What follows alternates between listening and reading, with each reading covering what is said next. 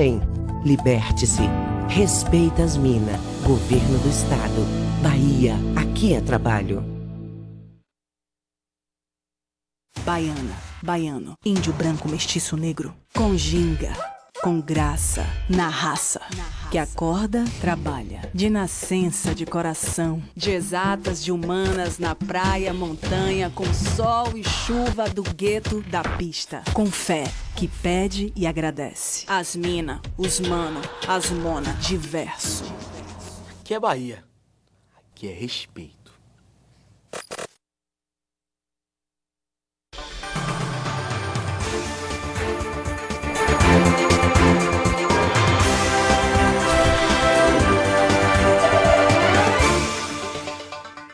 Olá, bom dia! Hoje é segunda-feira, 9 de março, está no ar o Web Notícias, primeira edição. Confira agora os destaques de hoje.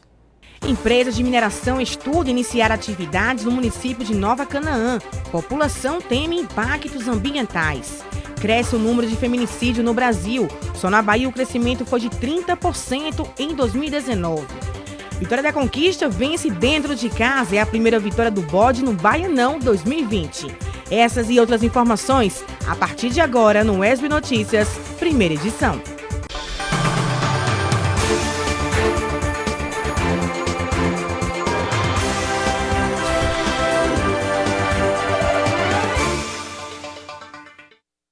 Seja muito bem-vindo ao ESB Notícias. A partir de hoje, eu, Samara Dias, estarei aqui levando até vocês informações de qualidade aqui no ESB Notícias, primeira edição de segunda a sexta-feira, às 11h45 da manhã.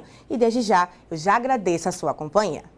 A gente começa a edição de hoje com esse registro de um telespectador. Essa aldutora que fica na rua abaixo do viaduto Guarani, na rua Paulino Santos, rompeu. E olha só a quantidade de água. Segundo os moradores, o vazamento começou na madrugada desta segunda-feira, por volta das 2 horas da manhã.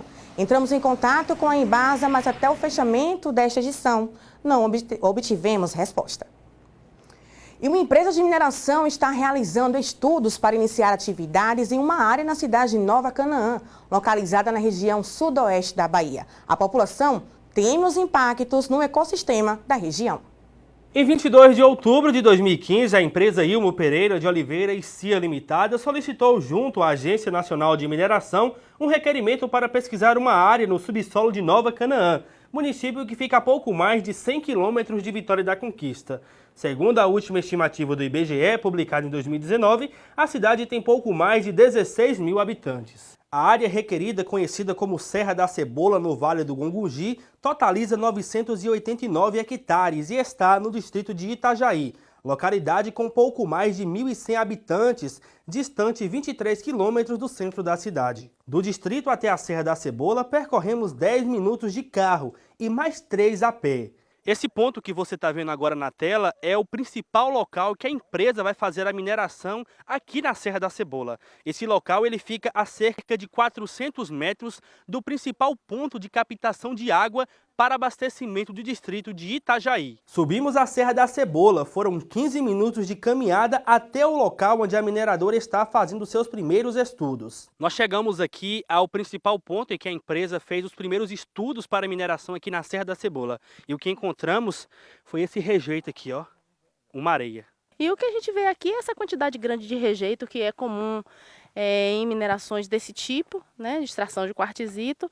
Aqui a gente tem a rocha que é de interesse deles, que é o quartzito em si, e essa rocha mais friável, né, que é o material que é facilmente desagregado e que produz essa quantidade de areia grande aqui no local. De acordo com essa professora, mesmo no início da fase de estudos, a atividade de mineração pode impactar negativamente o ecossistema da região. Inicialmente, o que nós estamos vendo aqui é que vai ocorrer o carreamento, né, dos dejetos aqui para o Riacho da Cebola, que esse riacho vai desaguar também no rio Gongogi. De volta ao distrito, os moradores realizaram uma reunião e expuseram suas opiniões sobre a presença da mineradora na localidade. Não devemos permitir que esse dano, esse trabalho continue sendo desenvolvido aqui em nosso distrito, porque nós que ficaremos em prejuízo na falta d'água, no meio ambiente, vai deixar aí um verdadeiro deserto, um lugar todo acabado. Porque a água que já vem pra gente já é o mínimo, já está pouco, já está escasso. Essa semana mesmo nós já estávamos querendo fazer racionamento de água. A partir de agora, dessa ameaça, eu acho que a gente despertou para fazer as coisas da forma como elas devem ser feitas. Porque ao longo dos anos a gente foi negligenciando muita coisa. Então acredito que nos acordou para isso. Segundo os moradores, em volta da Serra da Cebola existem mais de 4 nascentes. Para este professor, a exploração mineral na serra pode afetar toda a bacia hidrográfica da região. Qualquer atividade no sentido geral que aconteça lá, sempre haverá impacto sobre a bacia. A bacia é o grande reservatório daquela área dali que abastece a cidade.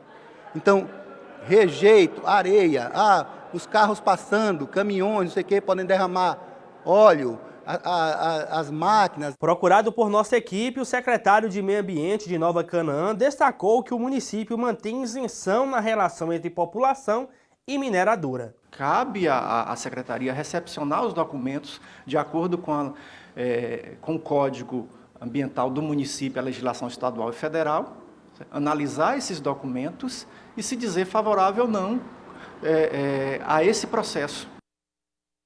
A nossa redação solicitou um posicionamento da empresa de mineração e do Ministério Público, mas até o fechamento desta edição não fomos atendidos. E a UESB-FM está em clima de festa, pois são 10 anos da emissora educativa que tem um papel importante para a disseminação da cultura. E eu fui conferir de perto como a rádio tem incentivado a produção cultural na cidade. Seja no carro, no trabalho, em casa ou em qualquer outro lugar, ao sintonizar a 97,5, o ouvinte tem acesso à informação e música de qualidade. A grade musical da emissora é o diferencial e tem contribuído com a disseminação da cultura. O conceito que a Rádio UESB trouxe, né, a forma como ela se estruturou, ela trouxe disseminação de cultura, de arte, de informação, de conhecimento. E eu tenho certeza que ajudou a mudar a cara da cidade, né? Porque a informação transmitida diariamente pela rádio, ela realmente chega nas pessoas, né? Além de 1 hora de jornalismo no UESB Notícias, informação e música nos programas produzidos pelos profissionais e estagiários da rádio, a UESB-FM ainda abre espaço da sua programação para a comunidade. São 6 programas produzidos pela comunidade externa, selecionados através do edital 222/2019 e outros 2 pela comunidade interna da UESB, por meio do edital 223/2019. Gilmar Dantas comanda um desses programas. Toda sexta-feira vai ao ar o segundo take, voltado para a cultura, com destaque para cinema e a música. Temos que ocupar esse espaço, né? A gente já faz um trabalho com cultura há 10 anos com o coletivo Suíça Baiana, né, aniversário de 10 anos. Então a gente achou que era um passo importante também ocupar a rádio. E aí esse edital da UESB veio muito a calhar, assim. A gente pensou, poxa, é o momento certo, dificilmente a gente vai conseguir uma rádio que nos dê essa oportunidade, né, que nos dê essa liberdade e ainda mais sem custos, né, para a gente poder mostrar para um grande público mesmo o trabalho que a gente faz. Ao longo dos 10 anos de trajetória, passaram pela UESB-FM vários artistas locais, regionais e do cenário nacional. O ouvinte conheceu a história e a música de cada um deles. A emissora é um espaço que incentiva e valoriza a produção musical de qualidade e dá oportunidade também para os novos talentos. Alô, minha gente de Vitória da Conquista. Aqui quem está falando é o Kainan. Quero parabenizar a rádio UESB-FM, aí da minha cidade, Vitória da Conquista, pelos seus 10 anos. Hoje eu estou falando para vocês aqui diretamente da Alemanha. Estou defendendo a nossa bandeira do forró aqui. E eu quero dizer que a rádio UESB-FM foi de grande importância na minha carreira, no meu trabalho, por sempre difundir a nossa cultura, né, o trabalho dos artistas da terra. Então, quero desejar muitos anos que venham pela frente, parabenizar Tudo de bom, um beijo no coração de vocês. Rádio Wesb FM. Olá, amigos da Rádio Wesb FM 97.5. Aqui quem fala é Rafa Barreto, fundador do Brincão de Cordas, integrante da Quinta do Samba Conquistense. Venho aqui parabenizar pelos 10 anos de sucesso da Rádio Wesb FM. Rádio que só toca sucesso, jornalismo de primeira, só coisa boa. Muito obrigado por ceder espaço aos artistas da terra. Muito obrigado de coração. Vida longa à Rádio Wesb FM. Abraço! Seja quem ouve, encontra espaço para falar e cantar, ou aprende com a Wesb FM. O desejo é um só. Vida longa para quem faz a diferença em Vitória da Conquista, região e norte de Minas. Muito bacana, né, gente? Vida longa ao Wesb FM e parabéns pelos 10 anos. E será que o frio chegou para ficar? Agora é hora de conferir no tempo, como é que fica o tempo para a Vitória da Conquista e região. É no mapa, viu, gente?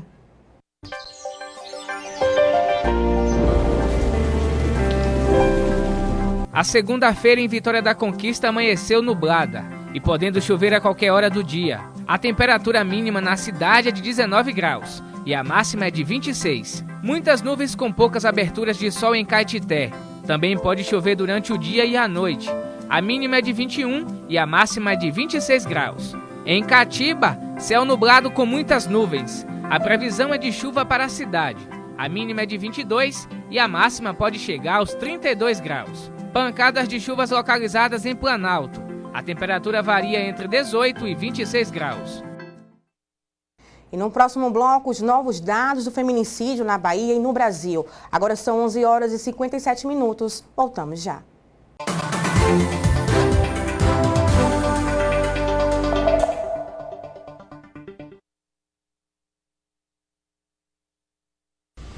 Antes do tiro, o tapa. Antes do tapa, o grito. Antes do grito, o controle. Antes do controle, o machismo. Antes do machismo, a masculinidade tóxica. Seja homem!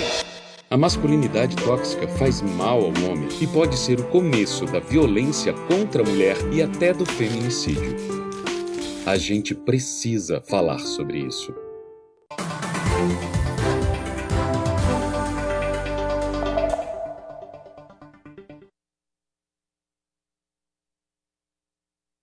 Os casos de feminicídio cresceram em todo o país. Só em 2019, o crescimento foi de 7,3% se comparado com 2018. E aqui na Bahia, o crescimento foi de 30%.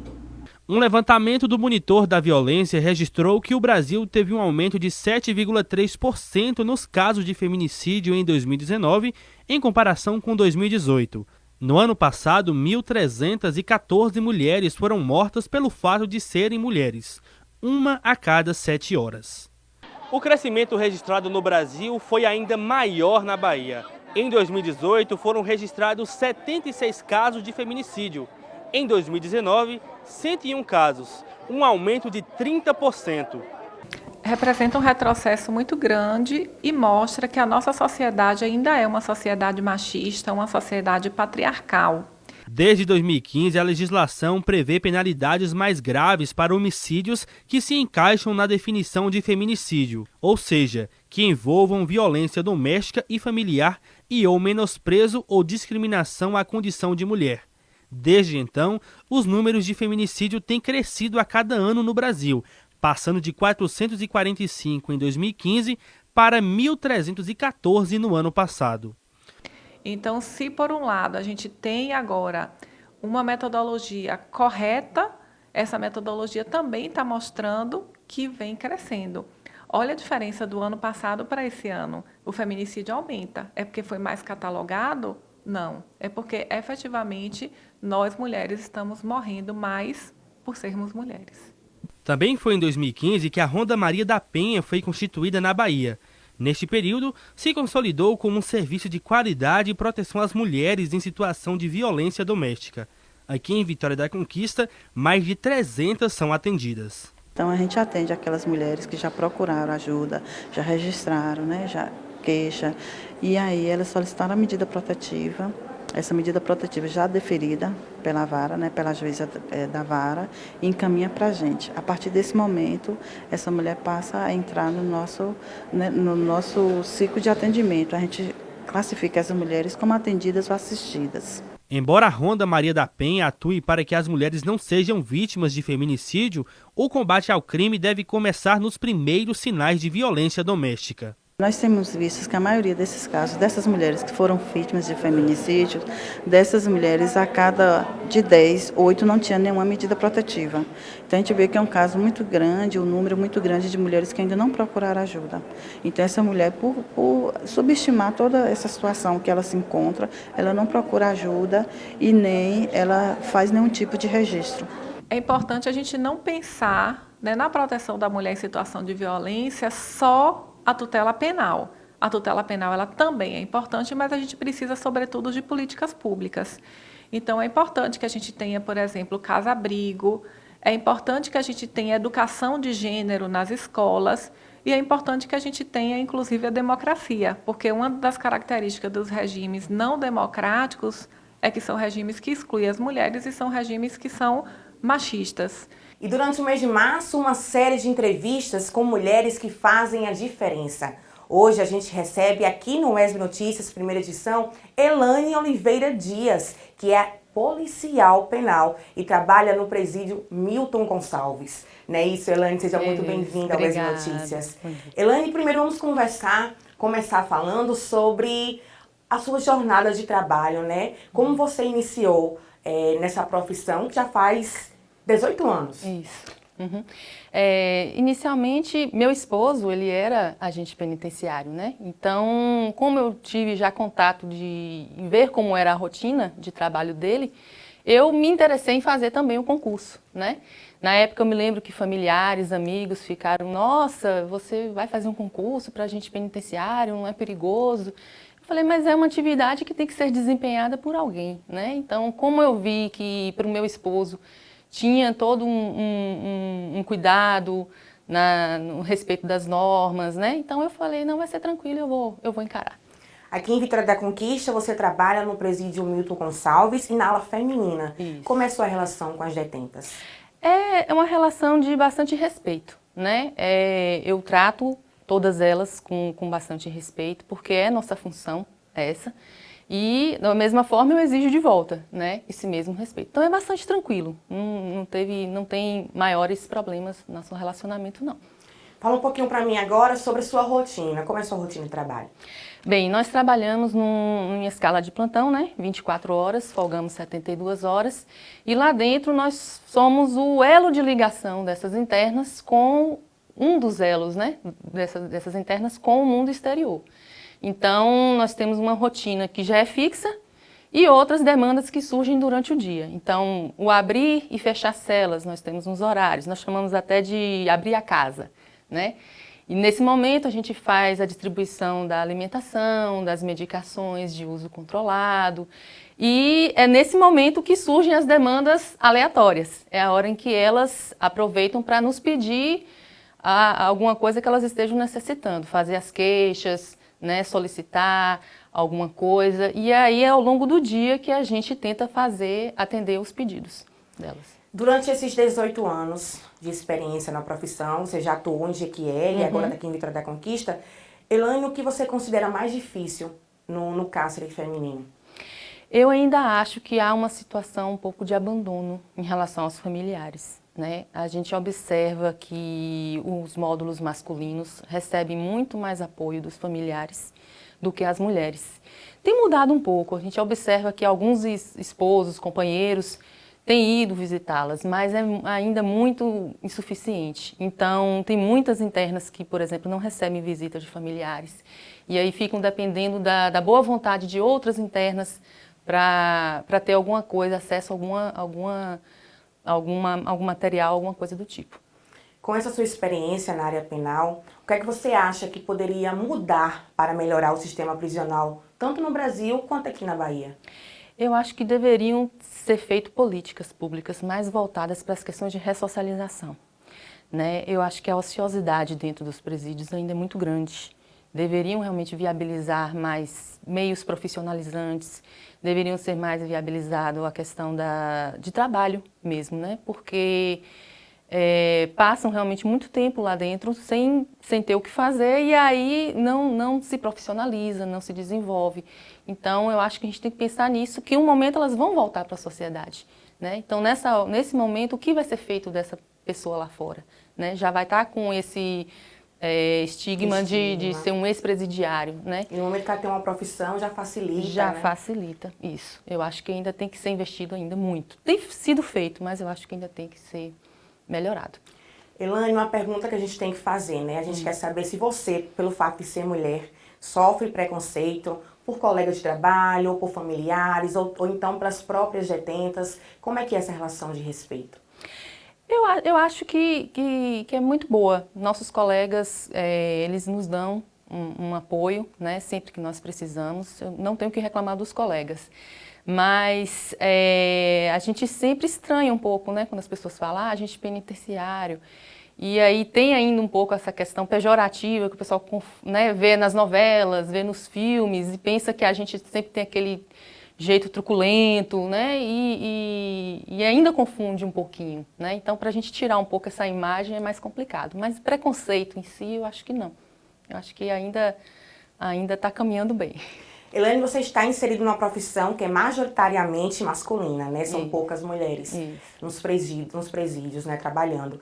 Eu queria que você deixasse uma mensagem agora para as mulheres que estão acompanhando a gente sobre esse seu papel na sua profissão, que você não ouviu as outras pessoas, nenhum tipo de preconceito, está exercendo a profissão que você escolheu e dando uma dica para elas, para aquelas mulheres que querem estar inseridas no mercado de trabalho, seja em qual profissão for, o que elas devem fazer para conseguir. Eu acho que basicamente a gente ter confiança na gente, né? No que a gente pode desempenhar. Eu acho que a mulher ela é multifacetada, né? Então nós temos condições de assumir vários papéis na sociedade. Eu acho que a gente não tem que se inibir, né, e achar que não pode realizar. Temos sim condições. Se você acha que você se encaixa num perfil de trabalho, corra atrás, vai e você vai conseguir fazer. Elaine, muito obrigada pela sua participação aqui no UES Notícias. Seja bem-vinda sempre, viu? Eu que agradeço. E o UES Notícias vai agora para um rápido intervalo e no próximo bloco tem esporte para você. É rapidinho.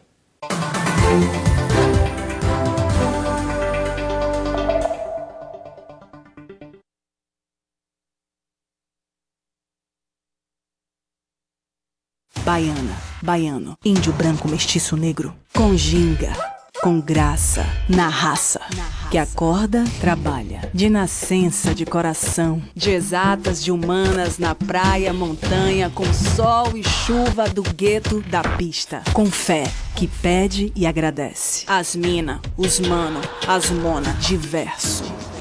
Aqui é Bahia, aqui é respeito. Dengue, chikungunya e zika. O perigo triplicou e a sua responsabilidade também. Os criadouros do mosquito podem estar na sua casa e isso é muito perigoso. Por isso é bom tomar alguns cuidados. Não deixar água acumulada em pneus, manter caixas d'água bem fechadas, evitar o acúmulo de água em garrafas e brinquedos e eliminar os pratinhos de plantas. Todo cuidado é pouco. É bom ficar atento aos sintomas. Se você tiver com febre alta, manchas vermelhas pelo corpo, dor de cabeça ou atrás dos olhos, dores nas articulações, não se automedique. Pode ser perigoso. Procure imediatamente a unidade mais próxima da sua casa. Faça sua parte. Juntos, nós podemos combater o mosquito.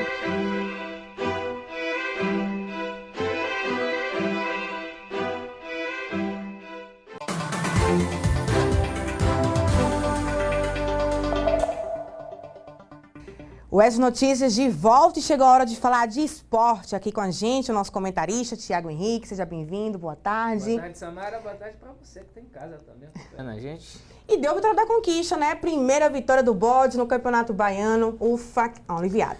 Pois é, uma vitória que tirou de vez esse fantasma do rebaixamento, o Vitória da Conquista, garantindo a sua permanência na Série a do Baianão. Vamos ver como é que foi a matéria, como é que foi o jogo na matéria.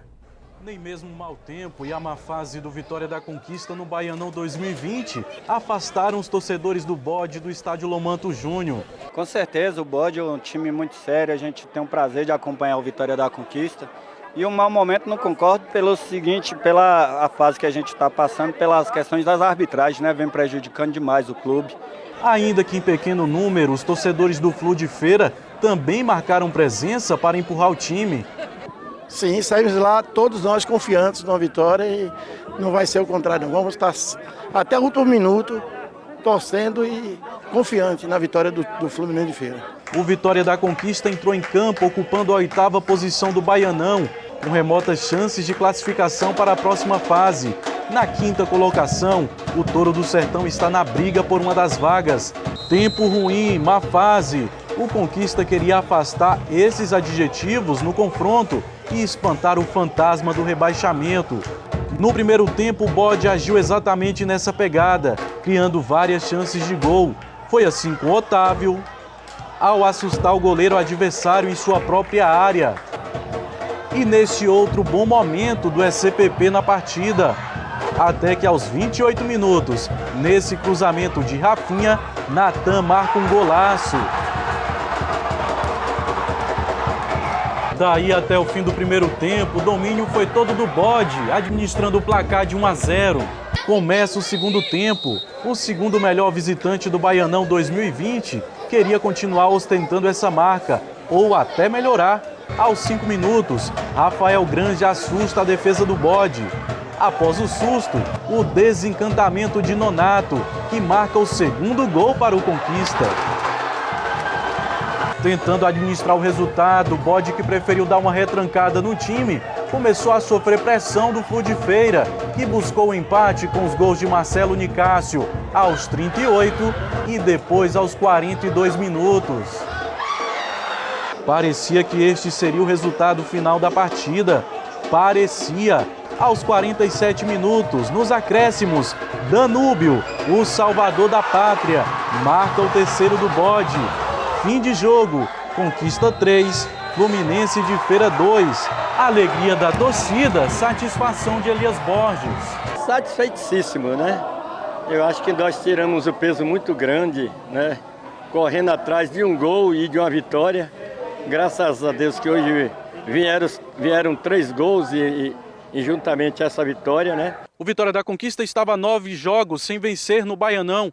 A última vitória foi no dia 10 de março de 2019 contra o Juazeirense aqui no Lomantão pelo placar de 2-1. Hoje, uma vitória suada com a ajuda de Danúbio, Nonato e Natan. No Dia Internacional da Mulher, esses gols têm endereço certo. Dedico o gol para minha esposa, Lorena, para minha mãe, Zene, para minha irmã, Vanessa. Muito obrigado por tudo, vocês fazem parte disso, dessa vitória, obrigado por todo o apoio. Primeiro, parabenizar todas as mulheres, né, do nosso Brasil, aí, mulheres guerreiras, né. E eu, lógico que eu tenho, minha mãe, uma mulher muito especial, e minha esposa, né, cara. E hoje, inclusive, é aniversário do meu filho, né, completando 10 anos, e esse gol eu dedico para eles, com certeza. Parabéns para o Vitória da Conquista. 3 importantes pontos. 3 pontos importantes. Nonato desencantando. Importante aí também para o Vitória da Conquista, que não tem mais chances de cair. Mas a chance é remota para se classificar para a segunda fase. Mesmo ganhando todos os jogos, chega a 13 pontos. Vai ficar ali... Eu acredito que o que o Vitória da Conquista tem que fazer é manter embalar para garantir a vaga da Série D do ano que vem. Agora vamos ver os outros jogos. Coloca aqui na tela o resultado dos outros jogos. A 7ª rodada teve Bahia 0 e Doce Mel 0. Esse jogo aconteceu no sábado. Doce Mel ia respirando por aparelhos. Atlético vencendo a Juazeirense por 2-1. Bahia de Feira ganhando Jacobina por 1-0. Jacobina até empatou, mas teve um gol que foi irregular e foi anulado. O Vitória da Conquista venceu o Fluminense por 3-2 e fecha essa rodada no dia 15 de março com Jacuipense e Vitória. Agora a gente vê a classificação após essa 7ª rodada, quase concluída, faltando esse último jogo. Bahia segue líder com 15 pontos, é o primeiro líder isolado, seguido do Bahia de Feira com 11 pontos. Vitória é o terceiro com 11, o Atlético de Alagoinhas é o quarto, também com 11. Juazeirense tem 10, Jacuipense tem 9, Flu de Feira tem 9, Vitória da Conquista tem 7, Docimel tem 4. Jacobina lanterna com 1 ponto. Lembrando que Jacobina e Docimel ainda vão se enfrentar na competição. É um jogo direto, né? Aí define. Jogo de 6 pontos para definir qual dos dois ali vai para a segunda divisão. Vai se classificar, ou continua na primeira, ou vai para a segunda. O que me chamou a atenção aí foi o empate, né, do Bahia com o Docimel 0-0. Pois é, foi um jogo bom. E o Docimel até que tentou fazer alguns gols, mas a defesa do Bahia é um time bem treinado, apesar de estar com sub-23, mas é um time bem treinado, uma equipe que tem uma estrutura diferente. Mas o Docimel foi lá, fez diferente de outras equipes que já foram lá e saíram de lá com a sacola de gols. Conseguiu segurar um empate muito importante. Ainda tem 2 jogos decisivos do Docimel. O Docimel joga contra o Jacobina, fora de casa, e dentro de casa é a última partida contra o Vitória. Então é uma tabela que não está favorecendo, fácil, né, o Docimel. Mais alguma coisa, Thiago Henrique? Tem sim, vamos passar rapidinho aqui o resultado da 5ª Copa Ouro de Futsal. Final de semana teve futsal aqui em Vitória da Conquista. É a primeira etapa da 5ª Copa Ouro. Irmandade 4, Porto de Iguaí 4, ABB Jequié 2, Fila Futsal 9, Rua 10 5, Porto de Iguaí 3, Juventude 2, ABB Jequié 5, Irmandade 2, Rua 10 2, Juventude 2, Fila Futsal 5, Rua 10 5, ABB 4, Fila Futsal 5, Irmandade 2. Com esses resultados aí, essa é a primeira etapa da 5ª Copa Ouro. Se classificaram para a próxima fase Fila Futsal de Divisa Alegre e Rua 10 aqui de Vitória da Conquista. A segunda etapa dessa Copa Ouro de Futsal vai acontecer este final de semana e durante a semana a gente traz mais detalhes sobre essa Copa Ouro. Muito obrigada, Thiago Henrique, pelas suas informações, pela participação. Você volta quinta, né? Volto quinta-feira, eu que agradeço. Obrigada. Gente, o Wes Notícias fica por aqui. Mais informações logo mais à noite, às 6 horas da noite, com a Aline Ferraz, no Wes Notícias, segunda edição. E a gente volta amanhã com mais informação para você. Até lá e obrigada pela companhia.